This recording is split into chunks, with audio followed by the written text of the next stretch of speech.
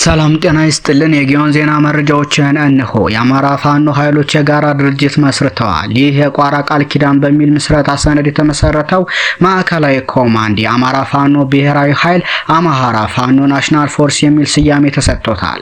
የአማራ ፋኖ ብሔራዊ ኃይል በሚል ስያሜ የአማራ ፋኖ አደረጃጀቶች ማለትም የአማራ ፋኖ በጎጃም፣ የአማራ ፋኖ በወሎ፣ የአማራ ፋኖ በሸዋና የአማራ ፋኖ በጎንደር በማዕከላዊ ኮማንድ እንዲመራ ተወስኗል። በመሆኑ 13 አባላት ያሉት ማዕከላዊ ኮማንድ የተቋቋመ ሲሆን አባላቱም አርበኛ ዘመነ ካሴ፣ አርበኛ ሀብቴ ወልዴ፣ አርበኛ መሪ ወዳጆ፣ አርበኛ ደሳሌ ሲያስብ ሸዋ፣ አርበኛ አስረስ ማረ ዳምጤ፣ አርበኛ ሄኖክ አዲሴ፣ ጀነራል ተፈራ ማሞ፣ አርበኛ ዝናቡ ልንገረው፣ አርበኛ ድርሳን ብርሃኔ፣ አርበኛ አስቻለው በለጠ፣ አርበኛ ሳሙኤል ባለድል፣ አርበኛ ማርከው መንግስቴ፣ አርበኛ አከበር ስመኘው ናቸው። ድርጅቱም የአማራ ፋኖ ብሔራዊ ኃይል በኢትዮጵያ ሉዓላዊና አንድነት ላይ የማያወላውል አቋም ያለው ሲሆን የአማራ ህልውና የሚረጋገጠውም ከሌሎች ኢትዮጵያውያን ኃይሎች ጋር በሚደረግ የጋራ ትግል የአብይ አህመድን የሽብር አገዛዝ በማስወገድ በመተኩ በሽግግር ሂደት በሚገነባ የጋራ መንግስት ምስረታ እንደሆነ ያምናል።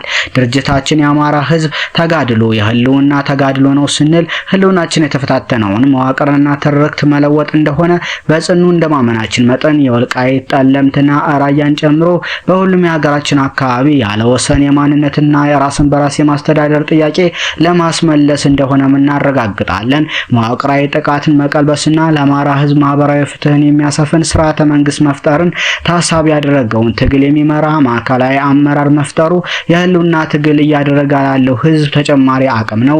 ድርጅታችን በሙሉ አቅም ትግሉን እንዲመራ የሁሉንም ባለድርሻ አካላት ድጋፍ ያስፈልጋል ሲሉ አክለዋል። ይህ በእንዲህ እንዳለ ሰከላ ጊዮን ብርጌድ ድል ቀንቶታል። ዲሽቃ ምሱ ኮሎኔል ቁርስ የሆነው ጊዮን ብርጌድ 3ኛ ክፍለ ጦር ዛሬም የሚሊሻ አሰልጣኙን ቀንድቦ ከሟች ጓዶች ጋር ቀላቅለውታል።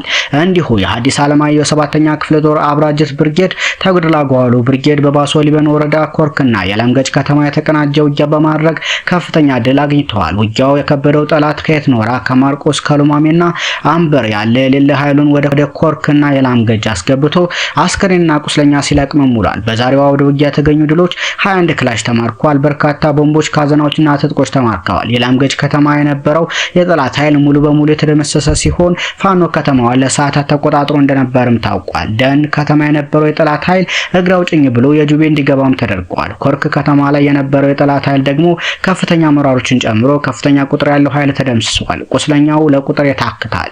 ከ7585 በላይ የብሬን ጥይት ከ5432 በላይ የክላሽ ጥይት መማረክ ተችሏል። እንዲሁ ባለሽርጡ ክፍለ ጦር አረሪት ከተማን ተቆጣጥሯል። የአማራ ፋኖ በወሎ ቤት አማራ ተጠናክሮ በቀጠለው ያለውና ትግል ምስራቅ አማራ ኮር 1 ስር በአርበኛ እንድሪስ ጉርሌ የሚመራው ባለሽርጡ ክፍለ ጦር ባንዳ ሚሊሻ ኃይልና ሆዳደር ሚሊሻን ሞትን ቁስለኛ በማድረግ በሰሜን ወሎ ሀብሮ ወረዳ 025 ቀበሌ አረሪት ከተማን ሙሉ በሙሉ በመቆጣጠር ቀጠናውን ተረክቧል። ግንቦት 1 2017 ዓ.ም ከጠዋቱ 12 ሰዓት የከተማውን መውጫና መግቢያ በሮች ወጥሮ በመያዝ ሆዳደርና አድማ ብተና የባንዳ ስብስብ ሚሊሻዎችን ሙትና ቁስለኛ ማድረግ ተችሏል። በዚያው ወደ ውጊያ የባንዳ ጥርቅም የነበረበትን ካምፕ ትቶ ወደ ሐራ ከተማ ሲፈረጥጥ በርካታ አልባሳት፣ የደረት ትጥቆችና ሬሽን መማረክ ተችሏል። መዳረሻው ድልና ነጻነት የሆነው የአማራ ህዝብ ተጋድሎ በዘመቻ አንድነት ተጠናክሮ ቀጥሏል ሲል የአማራ ፋኖ በወሎ ቤት አማራ ምስራቅ አማራ ኮር 1 የባለሽርጡ ክፍለ ጦር ህዝብ ግንኙነት ኃላፊ ፋኖ መሐመድ ሞገስ ገልጿል። በተያያዘም ተጠናክሮ በቀጠለው ህልውና ዘመቻ በከተማ ላይ ታላቅ ጀብድ በመፈጸም ድል ተጎናጽፏል።